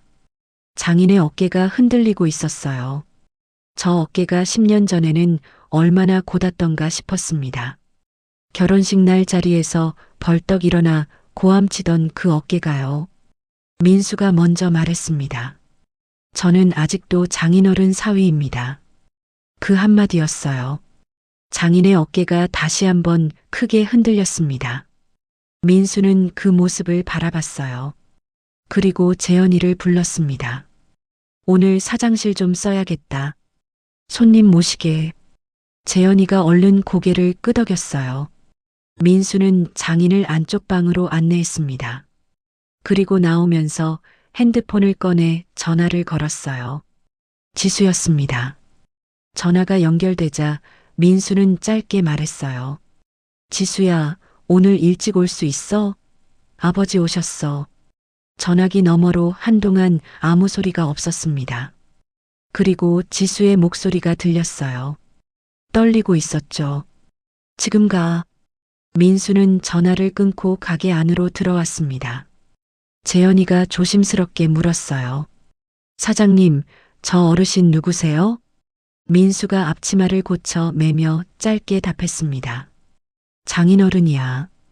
재현이가 눈을 크게 떴어요. 그리고 아무 말도 하지 못했습니다. 민수는 다시 냉장고 앞으로 걸어갔어요. 오늘 들어온 한우를 확인하던 자리였습니다. 그런데 이번에는 한동안 냉장고를 열지 않았어요. 그냥 서 있었습니다. 10년이었습니다.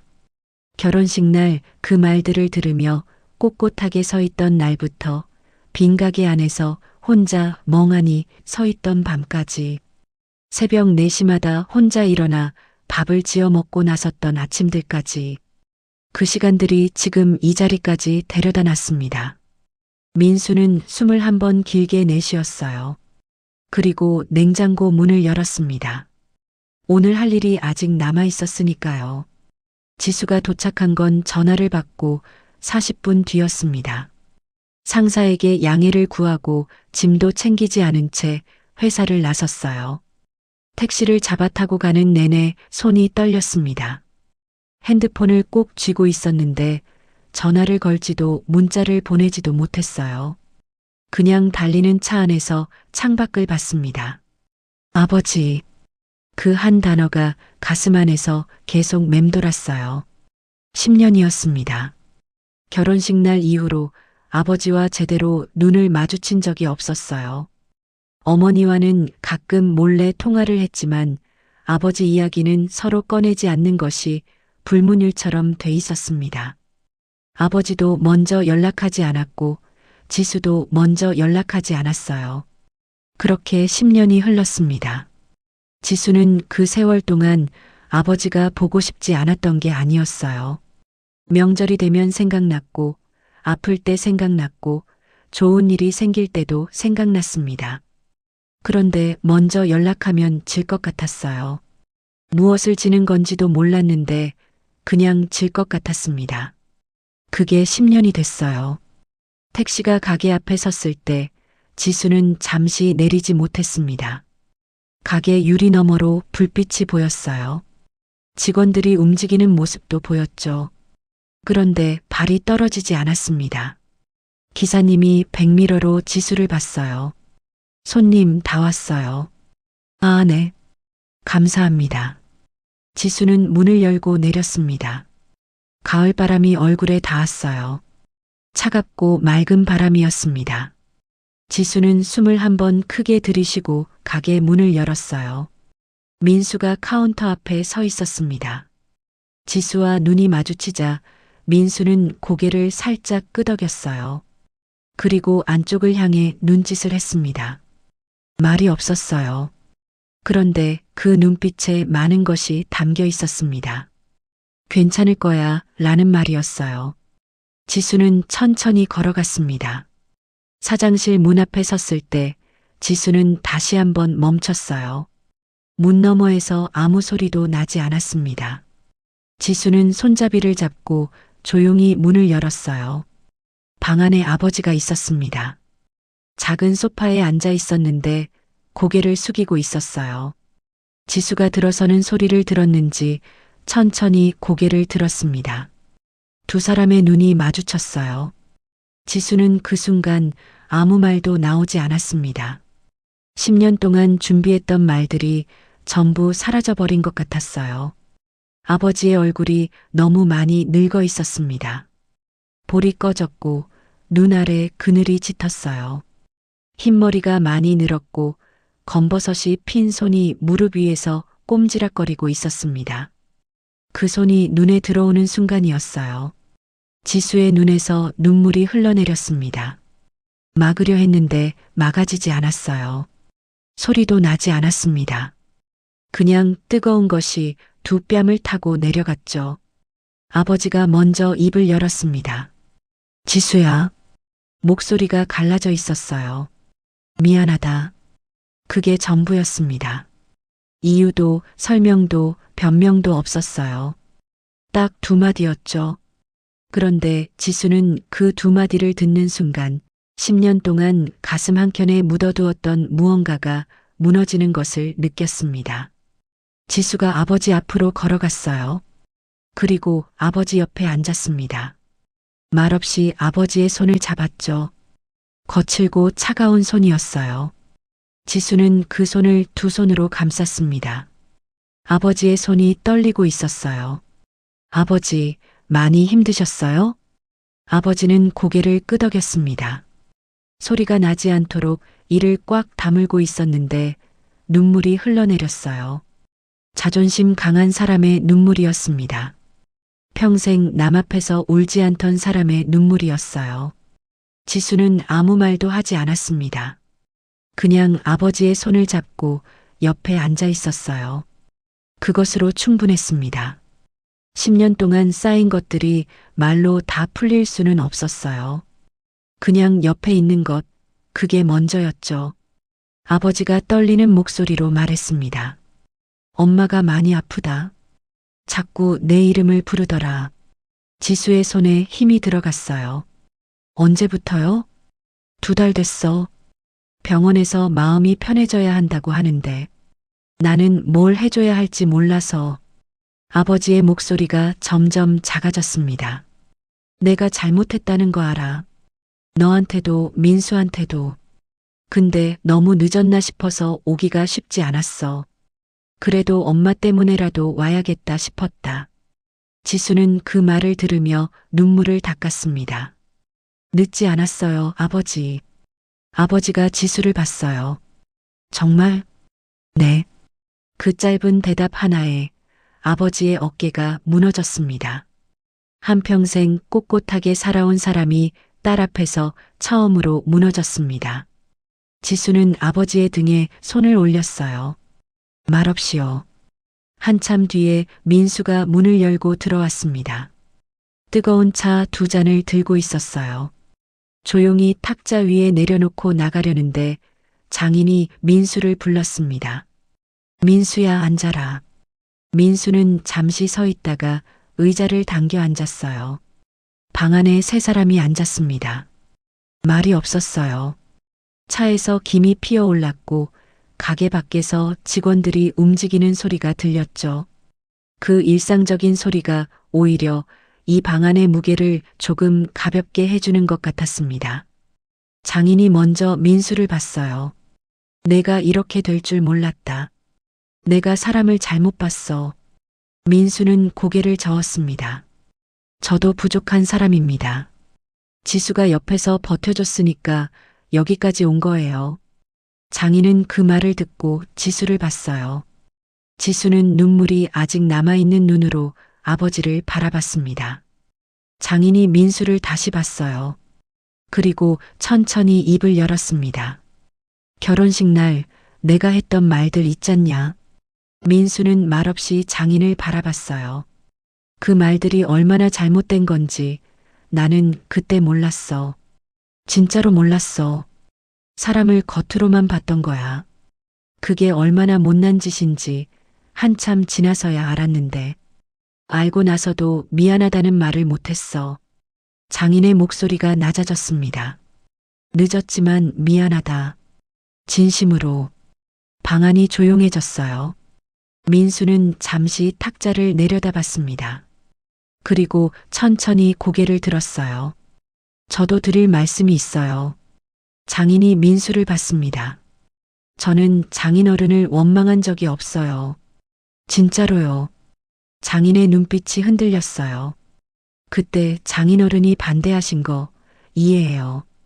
저 같아도 그랬을 것 같아요. 제가 봐도 저는 그때 지수한테 어울리는 사람이 아니었으니까요. 근데 민수가 잠시 말을 멈췄습니다. 어울리는 사람이 되고 싶었어요. 그게 저를 여기까지 오게 한 것 같아요. 장인은 그 말을 듣고 한동안 말을 잇지 못했습니다. 어울리는 사람이 되고 싶었다는 말. 원망이 아니었어요. 그 말 안에 10년이 담겨 있었습니다. 새벽마다 혼자 일어나 밥을 지어 먹고 나섰던 아침들, 수군거림을 등에 받으며 흔들리지 않았던 시간들, 빈 가게 안에서 혼자 버텼던 밤들. 그 모든 것이 원망이 아니라 그 말 하나에서 나온 거였어요. 장인의 눈에서 다시 눈물이 흘렀습니다. 지수가 아버지의 손을 다시 잡았어요. 아버지, 지난 일은 지난 일이에요. 이제 같이 지내요. 엄마도 보고 싶어요. 장인은 딸의 손을 꽉 쥐었습니다. 말이 나오지 않았어요. 그냥 고개를 끄덕였죠. 그날 저녁 민수는 직접 운영하는 식육식당에 자리를 잡았습니다. 직원이 고기를 올려놓자 장인은 한동안 불판을 바라봤어요. 타오르는 불꽃을 바라보는 눈빛이 복잡했습니다. 민수가 고기를 집어 장인 앞에 놓아줬어요. 드세요, 장인어른. 장인은 고기를 입에 넣었습니다. 천천히 씹었어요. 그리고 아무 말 없이 고개를 끄덕였죠. 눈가가 붉어져 있었습니다. 그게 장인이 할 수 있는 최선의 표현이었을 거예요. 식사가 끝날 즈음 민수가 조용히 말했습니다. 장인어른, 어머니 병원부터 알아보겠습니다. 좋은 데 찾아볼게요. 장인이 고개를 들었어요. 뭔가 말을 하려는 것 같았습니다. 고맙다는 말인지 미안하다는 말인지. 그런데 말이 나오지 않는 것 같았죠. 민수가 먼저 말했어요. 말씀 안 하셔도 됩니다. 장인은 눈을 감았다가 떴습니다. 그리고 천천히 고개를 끄덕였어요. 그날 이후였습니다. 끊어졌던 실이 다시 이어졌어요. 처음에는 가늘고 조심스러운 실이었습니다. 장인이 가게에 가끔 들르기 시작했어요. 처음엔 아무 말 없이 앉아 있다가 가는 날이 많았습니다. 민수는 그런 날이면 따뜻한 것을 내오고 하던 일을 계속했어요. 불편한 기색을 보이지 않았습니다. 장모의 건강이 조금씩 나아졌어요. 민수가 알아본 병원이 잘 맞았습니다. 지수가 자주 들러 곁에 있어줬고 장모는 딸의 얼굴을 보는 것만으로도 기운을 차렸어요. 어느 날 장모가 지수의 손을 잡고 말했습니다. 민수한테 잘 해줘라. 그 사람 참 좋은 사람이야. 지수는 그 말을 듣고 웃었어요. 알아, 엄마. 나 처음부터 알고 있었어. 저는 이 이야기를 들으면서 많은 것을 생각했습니다. 제가 처음 민수를 봤을 때 저는 그 사람의 덩치만 봤어요. 그 사람이 어떤 눈빛을 가진 사람인지, 어떤 시간을 살아온 사람인지, 얼마나 단단한 마음을 가진 사람인지를 보지 못했습니다. 그냥 크고 뚱뚱한 사람이라고만 생각했어요. 직업도 변변찮은데 뚱뚱하기까지 하니 얼마나 게으를까 단정지었죠. 그런데 그 사람이 10년 동안 새벽마다 일어나 살아온 방식을 보면서 저는 비로소 알았습니다. 사람의 가치는 겉모습이 아니라 마음이라는 것을요. 그것은 누구나 아는 말입니다. 그런데 막상 내 삶 앞에 놓였을 때 저는 그 말을 믿지 못했어요. 눈에 보이는 것, 남들이 수군거리는 것, 그것이 무서워서 정작 중요한 것을 보지 못했습니다. 딸은 처음부터 보고 있었는데요. 비 오는 날 밤 도로로 쓰러지려는 자신을 붙잡아준 그 손을 보면서 지수는 알았던 거예요. 저 손이 어떤 손인지를요. 세상 사람들은 저 몸을 보고 비웃었지만 정작 지수의 목숨을 구한 건 바로 그 몸이었다는 것을요. 지수가 옳았습니다. 그 아이는 처음부터 제대로 봤던 거예요. 남편은 지금도 가끔 민수와 마주 앉아 차를 마십니다. 말이 많지는 않아요. 그래도 함께 앉아 있습니다. 예전에는 그 침묵이 싸늘했는데 지금은 그 침묵이 따뜻해요. 두 사람이 그걸 알기까지 10년이 걸렸습니다. 저는 오늘도 창가에 앉아 뜨개질을 합니다. 햇살이 좋은 날이면 문득 그날 결혼식이 떠오르죠. 부끄러워 고개를 들지 못하던 그 시간이요. 그런데 이제는 그 기억이 아프기만 하지는 않습니다. 그날이 있었기에 지금 이 따뜻한 날도 있는 거니까요. 가족이란 원래 그런 것인지도 모르겠습니다. 완벽하지 않아도 상처가 있어도 시간이 지나면 다시 이어지는 것. 끊어진 것 같아도 마음속 어딘가에 늘 연결돼 있는 것. 그것이 가족이라는 이름의 의미가 아닐까요? 민수는 오늘도 새벽 4시에 일어날 겁니다. 그 사람의 하루는 여전히 해가 뜨기 전에 시작됩니다. 그런데 이제는 혼자가 아니에요. 옆에 지수가 있고 가끔은 장인이 가게에 들러 따뜻한 차를 마십니다. 그리고 저도 이제는 가끔 전화를 걸어요. 민수한테요. 밥은 먹고 다니냐고요. 민수는 항상 짧게 답합니다. 네, 장모님. 잘 먹고 있습니다. 그 짧은 답장을 들을 때마다 저는 웃습니다. 진짜 웃음이요. 귀한 시간 내어 끝까지 들어주셔서 진심으로 감사드립니다. 아직도 구독과 좋아요를 누르지 않으셨다면 한 번 더 부탁드립니다. 다음에 더 감동적인 사연으로 찾아뵙겠습니다.